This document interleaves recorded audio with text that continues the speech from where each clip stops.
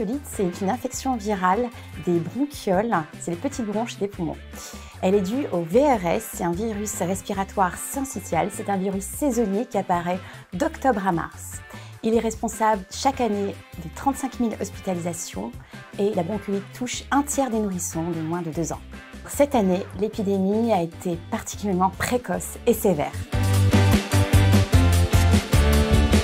La transmission de la bronchiolite se fait de 2 manières.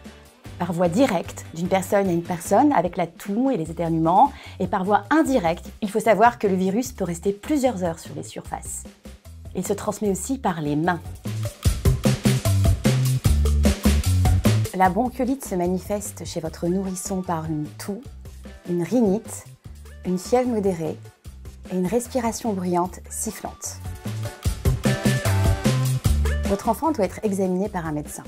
Et en absence de signes de gravité, le traitement se fait à domicile. Le traitement à domicile consiste en des lavages de nez et un fractionnement alimentaire qui consiste à donner à votre enfant des plus petites quantités de repas et plus souvent, bien coucher votre enfant sur le dos, aérer la pièce, garder une température entre 18 et 20 degrés et évidemment ne pas fumer près de votre enfant. Et surveiller les signes de gravité. Il faut savoir que la majorité des cas de bronchiolite sont bénins. Elle a une évolution favorable à une dizaine de jours en moyenne. Vous devez consulter en urgence si votre enfant a moins de 6 semaines, s'il a de la fièvre et qu'il a moins de 3 mois, s'il a des difficultés respiratoires qui se caractérisent par des signes de lutte. Les signes de lutte sont un creusement au niveau de la cage thoracique et une respiration rapide.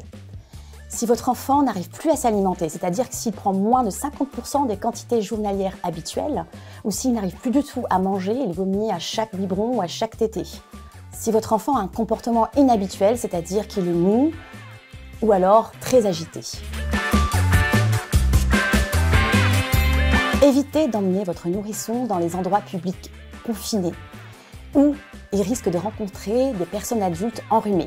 En tant que parent, vous devez éviter aussi d'être en contact avec les virus en maintenant les gestes barrières. Et si malheureusement vous êtes malade, continuez ces gestes barrières quand vous vous occupez de votre enfant. Bien vous laver les mains, gardez le masque et surtout évitez d'embrasser votre enfant. Alors bonne nouvelle, un vaccin contre la bronchiolite est en cours de développement et va bientôt être accessible pour les parents.